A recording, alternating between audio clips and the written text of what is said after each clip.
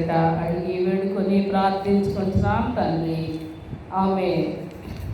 క్రీస్తునందు ప్రియమైనటువంటి యవనస్తులారా, ఈ ప్రత్యేక సమయంలో హెబ్రీయులకు రాసిన పత్రిక 11వ అధ్యాయము 24 నుంచి 26 వచనాల వరకు ఉన్న భాగాన్ని కొంత సమయం మనము ధ్యానించుకున్నాం. ఎవరైనా తీస్తే చదివి వినిపించవలసిందిగా కోరుతున్నా. హెబ్రీయులకు రాసిన పత్రిక 11వ అధ్యాయము 24 నుంచి 26 వచనాల వరకు. మోషే పెద్దవాడైనప్పుడు విశ్వాసమును బట్టి ఐగుప్తు ధనము కంటే క్రీస్తు విషయమైన నింద గొప్ప భాగ్యమని ఎంచుకోలేదు. కానీ పాప భోగములు అనుభవించుట కంటే దేవుని ప్రజలతో శ్రమ అనుభవించుటయే మేలని యోచించి ఫరో కుమార్తె యొక్క కుమారుడునని అనిపించుకొనుటకు ఒప్పుకొనలేదు. ఏలయనగా అతడు ప్రతిఫలముగా కలుగబోవు బహుమానమందు దృష్టి ఉంచెను. ఈ భాగంలో 3 విషయాలు మనం తెలుసుకుంటాము.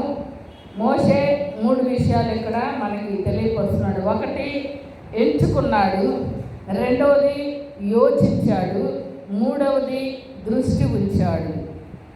1 ఎంచుకున్నాడంటే సూజింగ్, యోచించాడంటే రియలైజ్, దృష్టి ఉంచాడంటే ఫోకస్. ఈ 3 విషయాలు మోషే ఈ భాగంలో ఉన్నట్లుగా మనం చూస్తాం. మనం కూడా ఎంచుకునే విషయంలో మనం క్లారిటీగా ఉండాలి, క్లియర్గా ఉండాలి. ఏమి ఎంచుకుంటా ఉన్నాం? చదువా, పనా, బిజినెసా, సేవ, భక్తి ఏంటి అనేది మనమే ఐడెంటిఫై చేసుకోవాలి. మనల్ని గుర్తించి ఇతరులు ఐడెంటిఫై చేయరు. పలానా అబ్బాయి అయితే ఈ పని నేర్చుకో అని వాళ్ళు చెప్పరు. మనకై మనమే ఐడెంటిఫై చేసుకోవాలి. ఈ మధ్యకాలంలో చేసిన పనిని బట్టి అందరూ పొగుడుతూ ఉంటారు. ఇప్పుడు ట్రెండ్ మారింది. ఏంటి చెప్పండి? మనమే పొగుడుకోవాలా? ఎవరు కూడా పొగడటం లేదు. మనమే ఫోకస్ పెట్టుకోవాలా, మనమే పొగుడుకోవాలా, మనమే పొగిడించుకోవాలి. ఈ మధ్య 2 పిల్లలు ఈ ఇన్స్టాగ్రామ్ చూస్తూ ఉన్నారు. అయితే ఒక అమ్మాయి బాగా రీల్స్ చేస్తూ ఉంది. చేసినప్పుడల్లా అబ్బాయికి చెప్తుందంట, ఏంటి నువ్వు నా రీల్స్ చూడాలా, లైక్ చేయాలా, షేర్ చేయాలా, ఇంకేంటి మీకు అన్నీ తెలుసు. అయితే ఒకరోజు ఆ అబ్బాయి ఆ సెల్లో ఇన్స్టాగ్రామ్ ఓపెన్ చేయాలా, ఏం చేయలేదంట. అప్పుడు ఈ అమ్మాయి ఆ అబ్బాయి దగ్గరికి వెళ్ళి ఒక రేంజ్లో తగాదాడిందంట. నువ్వు నా రీల్సే చూడవా, నా వాటికే లైక్ చేయవా, నా వాటికే షేర్ చేయవా, నా మార్కెట్ పడిపోదా? అలాగూ మనమే ఫోకస్ చేసుకుంటూ ఉన్నా. సరే, ఏది ఏమైనా ఇక్కడ మనము క్లారిటీగా ఉండాలి, మనము క్లియర్గా ఉండాలి.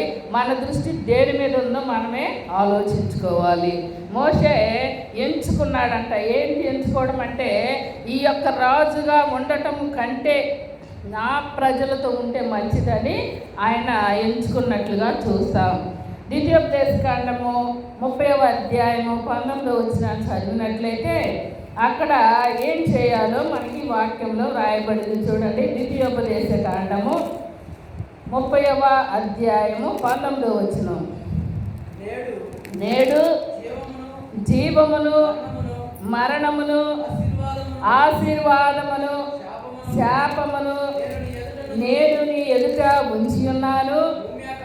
భూమి ఆకాశములను నీ మీద సాక్షులుగా పెట్టి ఉన్నాను. అదండి సంగతి. ఏంటంట? జీవము మరణము మన ఎదుట ఉంచి ఉన్నాడు. దాన్ని ఎంచుకోవలసిన బాధ్యత మనదే. నువ్వు జీవాన్ని ఎంచుకుంటావా, మరణాన్ని ఎంచుకుంటావా, అది నీ చేతుల్లోనే ఉన్నది. ఒకవేళ నీకు నష్టమైన పని ఎంచుకొని మరల దేవుడి మీద నువ్వు నేరస్థాపన చేస్తావేమో అని భూమిని ఆకాశాన్ని దేవుడు సాక్షులుగా వాడుకుంటున్నాడు. ఈ దినాల్లో సీసీ కెమెరాలను సహితం కూడా మాయం చేసేస్తున్నారు.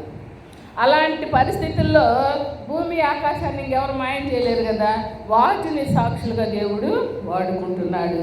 కాబట్టి జీవాన్ని ఎన్నుకుంటే దేవుని మార్గంలో నువ్వు ఉంటావు. మరణాన్ని ఎన్నుకుంటే సాతాను మార్గంలో నీవు ఉంటావు. మనం ఎన్నుకున్న మార్గం గురించి భూమి ఆకాశాలు సాక్షులుగా ఎల్లప్పటికీ ఉంటాయంట. యెషయా గ్రంథం 1వ అధ్యాయము 2వ వచనంలో దేవుడు భూమికి ఆకాశానికి తన బాధని వివరిస్తూ ఉన్నాడు. ఎలాగూ పిల్లలు చెబితే వినరు అని ప్రభు భూమి ఆకాశాలకి ఆయన యొక్క బాధని తెలియపరుస్తున్నాడు. చూడండి, యెషయా గ్రంథం 1వ అధ్యాయము 2వ వచనం. యెహోవా మాట్లాడుచున్నాడు, ఆకాశమా ఆలకించుము, భూమి సెవియొగ్గుము.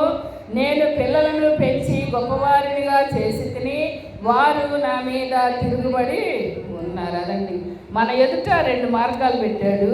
మంచి మార్గాన్ని పెడితే, మంచి మార్గాన్ని అనుసరిస్తే నువ్వు ఆశీర్వదించబడతావు. చెడు మార్గాన్ని అనుసరిస్తే సాతాను చేతిలో నీవు బందీగా ఉంటావు. మరి భూమి ఆకాశాలు ఎలా సాక్ష్యం చెప్తాయి? మనకి ఎప్పుడన్నా డౌట్ వచ్చిందా?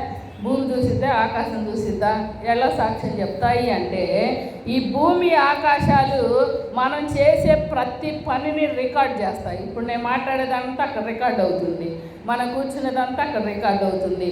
మనకే ఇంత టెక్నాలజీ ఉంటే ఇంకా దేవునికి ఎంత టెక్నాలజీ ఉంటుంది చెప్పండి. ఈ మధ్య స్త్రీలకి పురుషులకి ఒక డిబేట్ నడిచిందంట.